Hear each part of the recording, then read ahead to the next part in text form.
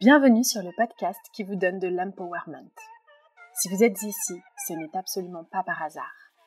Je suis Laurita et ma mission est de vous guider vers une vie plus consciente, plus alignée et plus harmonieuse.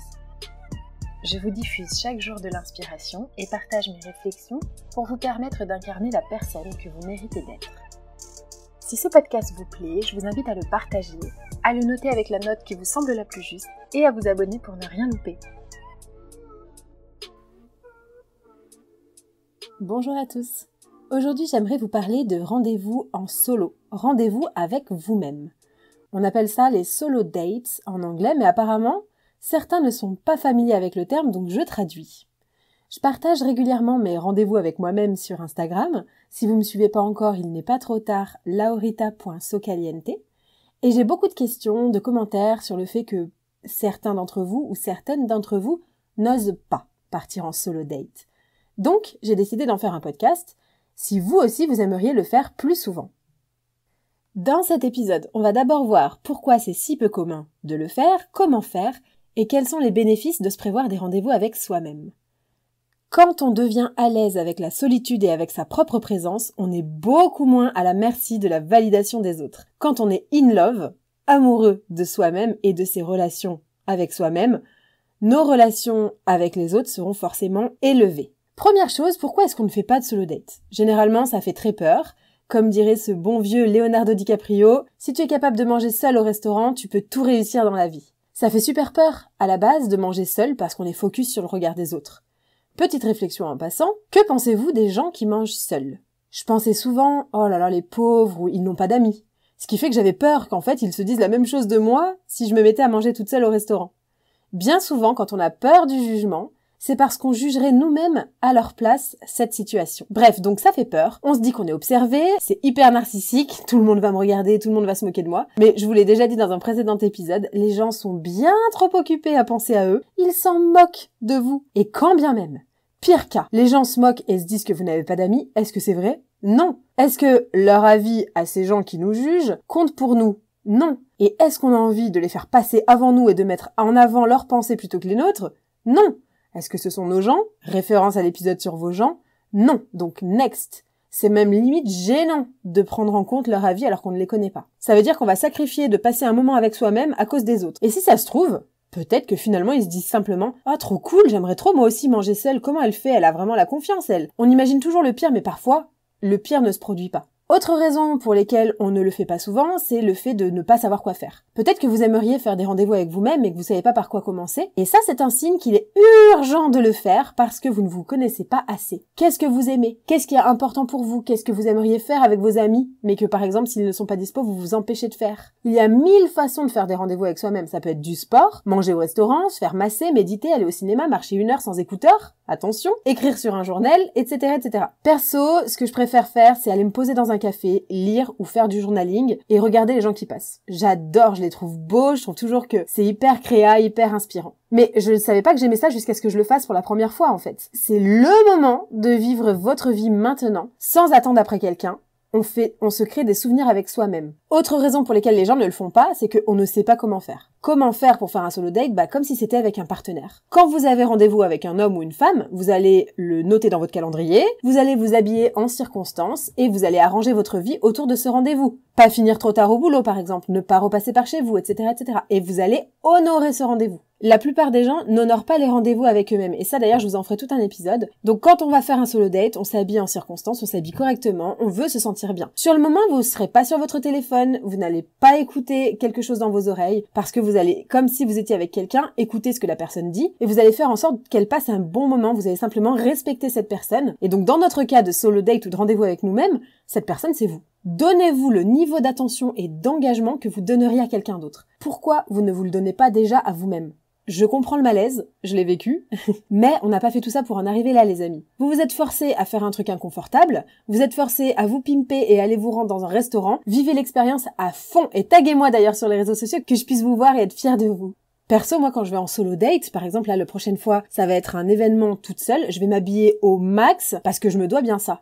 Et je sais que moi, je suis la seule personne à avoir été là pour moi chaque jour de ma vie. Personne ne sera plus là pour vous que vous-même. Et pour ça, vous devez vous remercier. Donc maintenant qu'on a vu pourquoi les gens s'empêchent de faire des solo dates, j'ai envie de vous parler de pourquoi c'est important d'en faire. Parce que vous allez peut-être me dire, ok, mais quel est l'intérêt? Première chose, ralentir. Un jour, je me suis levée le matin avec la sensation d'être déjà en retard alors que j'avais à peu près le temps de faire tout ce que j'avais prévu, mais j'avais l'impression d'être dans le rush. Est-ce que ça vous arrive des fois de vous sentir débordé, d'avoir l'impression d'avoir une to-do longue comme le bras? Moi, ça m'arrive très souvent et surtout dans mon aventure entrepreneuriale. Au début, j'avais l'impression que chaque seconde passée à ne pas travailler ou ne pas réfléchir sur mon entreprise était du temps perdu carrément. Et un jour, alors que j'avais l'impression de ne pas pouvoir sortir de cette roue qui tourne tel un hamster, une amie m'a offert un soin du visage. J'y suis allée et ça m'a fait le plus grand bien, mais à tout niveau. Un moment hors du temps, aucun stress, détendu, ça m'a permis d'avoir les idées beaucoup plus claires et croyez-le ou non, je suis revenue encore plus productive. La meilleure façon d'avancer parfois, c'est de faire une pause dans notre quotidien à 100 à l'heure. Prendre le temps de prendre le temps. C'est un peu le concept. Et quand on est avec des gens, on est toujours en train de courir après la montre. On est en train de répondre, d'écouter, de faire des choses, de penser, de se dire « Attends, il faut aussi que je lui raconte ça, etc. » Parfois, faire des rendez-vous avec soi-même, c'est juste ne rien faire de particulier et écouter ses propres pensées. Deuxième raison d'en faire, c'est booster votre relation à vous-même. On est toujours en train de parler, quand on manifeste ou même dans la vie de tous les jours, de nos relations aux autres. On cherche le partenaire idéal, on aimerait avoir le groupe d'amis parfait, etc., etc. Mais à quel moment on se fixe des objectifs dans sa relation avec soi-même? Je pense que le plus commun, c'est de faire du sport. Les gens se fixent pas mal d'objectifs au niveau sportif, ce qui est déjà très bien, on va pas se mentir, mais ce n'est pas suffisant. On rêve, on fantasme sur des gens, on idolâtre des gens alors qu'en face de nous, dans le miroir, on a déjà la personne la plus alignée et la plus fiable pour nous. Alors pourquoi est-ce qu'on va la chercher à l'extérieur alors qu'on devrait la trouver à l'intérieur? Et je vais vous dire pourquoi, c'est parce qu'on prend notre relation à nous-mêmes comme acquise. Comme la santé, notre santé on la prend pour acquise. Mais pas du tout en fait. Comme les autres relations, c'est une relation qui s'entretient, qui se construit. Par exemple, quand on se fait une promesse à soi-même qu'on ne tient pas, ça peut avoir un effet dévastateur sur notre confiance en nous. Juste parce que quand quelqu'un ne tient pas sa parole, on est déçu. Eh bien, c'est le même processus qui se passe quand on se tient pas sa parole envers soi-même. Et voilà, je suis qu'une merde, je ne sais pas faire, je suis pas fiable, j'ai pas assez de motivation, etc., etc. Quand on a une bonne relation avec soi-même, on arrête de se dénigrer, de repousser les compliments, on parle positivement de soi, on reconnaît ses forces, on ose les dire à haute voix sans peur d'être prétentieux. On se fait passer en premier et on arrête de se justifier. On croit en soi, on a confiance en soi, on ne cherche plus de validation et surtout on agit. Quand on se priorise, on a une belle relation avec soi-même. Et quand on est content de passer du temps avec soi-même, je vous le donne en mille, les gens ont envie de passer du temps avec nous.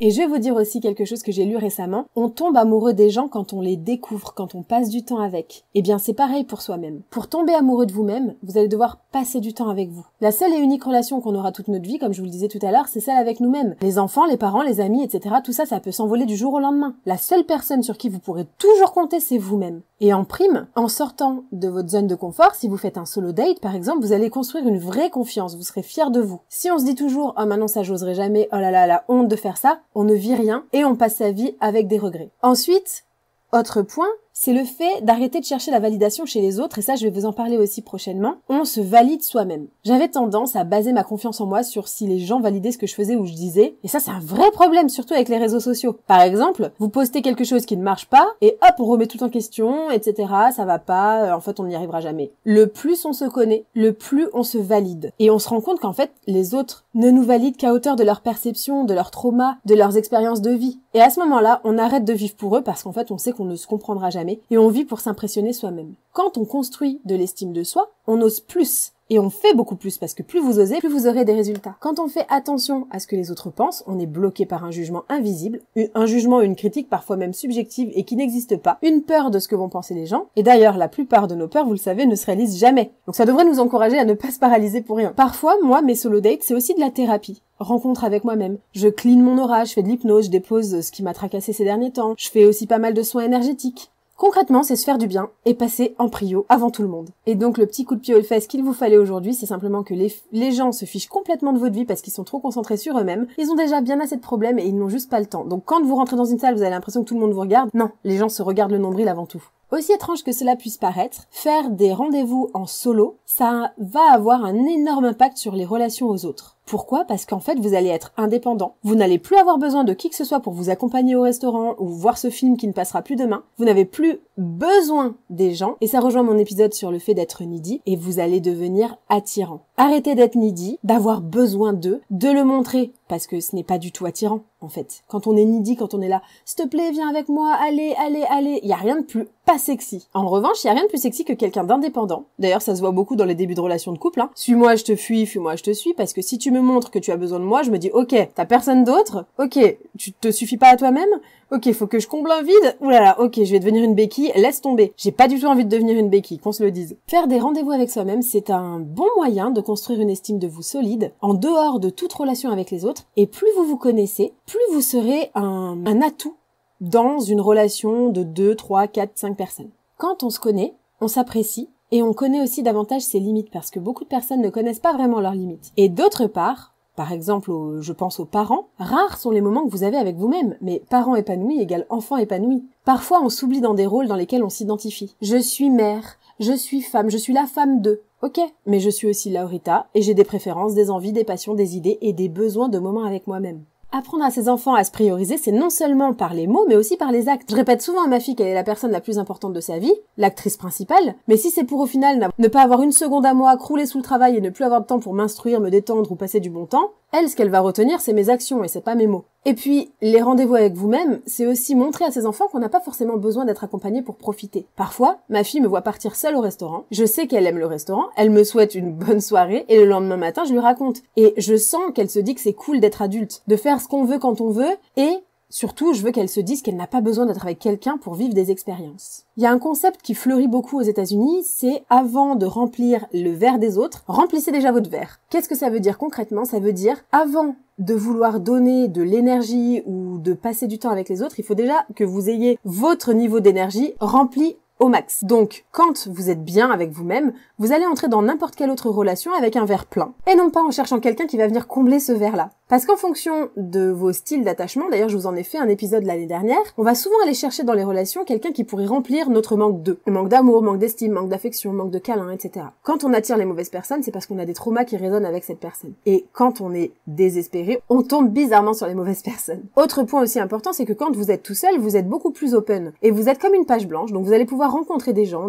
et finalement expérimenter de nouvelles choses. On peut remplir son verre d'amour-propre, de confiance en soi, pour avoir osé être tout seul au restaurant ou au cinéma, etc., etc. Et on peut aussi remplir son verre de connaissances, mais d'expériences qui nous sont propres, avec qui on n'a jamais partagé ça. Ça renforce notre lien, comme quand on vit une expérience de dingue avec des amis, par exemple. Autre point très important, pourquoi faire des solo dates? Quand prenez-vous le temps de penser? Vous n'êtes avec personne, vous n'avez nulle part où aller, vous ne parlez avec personne. Ça, on le fait très peu. On a toujours des trucs dans les oreilles. Quand est-ce que vous vous asseyez et que vous écoutez vos pensées? Alors certains d'entre vous vont peut-être méditer 15, 20, 30 minutes par jour. Je le faisais jamais avant et je savais pas du tout à quel point mon esprit avait des choses à m'apprendre et à me raconter. Comme le dit si bien Dandapani, on est très fort dans l'art de la distraction. Les meilleures idées que j'ai eues, c'est quand j'étais toute seule en fait. Quand il n'y avait pas de brouhaha ambiant pour me cannibaliser et manger mes idées. Et pour aller plus loin, j'ai même envie de vous dire que ça vous connecte à votre part plus féminine, plus introvertie, plus créative aussi. C'est un moment hors du temps, hors folie, hors course du quotidien. Profitez-en par exemple pour lire, pour dessiner, pour faire des mandalas, pour écrire. Faites preuve de créativité et osez laisser votre esprit divaguer.